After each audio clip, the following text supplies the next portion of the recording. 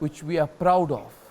We stared back the Chinese, we went on that terrain, in the high altitude terrain, we stared them back and pushed them back in one of the most inhospitable regions of the world. And why I feel that this is really insulting is I think Richa, Chadha or Nagma or the Congress parties do not know what it is to fight and push back the Chinese at sub-zero temperatures. That's the only point I want to make. Aarti, over to you.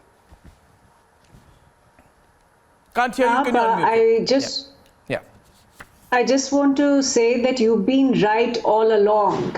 You know, years ago, when you were opposed to Pakistani actors and coming into India and making movies with Bollywood directors, that was the right stand then, and that is the right stand today as well. But unfortunately, you know, Pakistani actors may have left and they're not coming to India for making movies, but actors, lesser known actors like Richa, Chadha, who actually I didn't know till yesterday, they are now actually taking the space and taking the role that all those, you know, Pakistani actors who used to do Aman Ki Tamasha, Asha, but would never stand up against Pakistan's cross-border terrorism in India. You know, I am a victim of cross-border terrorism perpetrated by Pakistan, but none of these people who are actually now treating Nagma and Richa Chadha with kid gloves, it's actually called kid gloves treatment that they are giving to these wannabe divas who just have figured out a new formula to earn quick fame. I actually call them synthetic celebrities and clickbait actors. Fantastic. They have no domain expertise. They have no knowledge of the field. I, as a journalist, and Gaurav Arya, as a military man who's been on the ground and who's been in the military, they have absolutely no idea what it means for Indian Army to fight and protect citizens of India.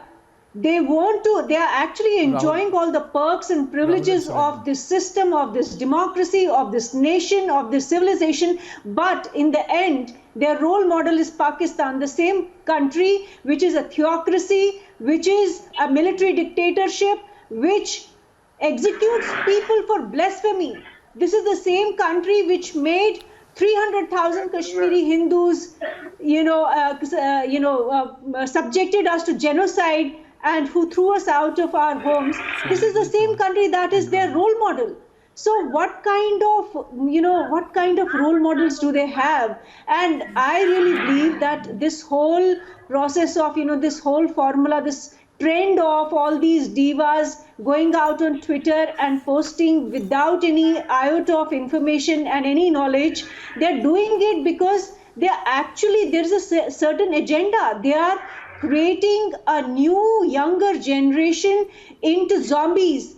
They are trying to do what the West has done to their younger population. They are creating the woke generation in India because they know they have, hundreds and thousands of followers, and young kids don't really understand any of the politics and any of the subversive, nefarious anti-nationalism that these characters are doing. And in the end, it is actually a disservice. The gentlemen on this panel today who are defending Richa, Chadha and Nagma, they are doing a disservice to their own families, their own children. They are creating zombies out of their children. If they are going to defend what Richa, Chadha and Nagma are doing, they are actually throwing their children into wokeism, which is a hellfire of anarchy, hellfire of anti-nationalism. So I just don't understand why these people on the panel today are defending these idiotic, dumb women who have absolutely no knowledge. I take it further.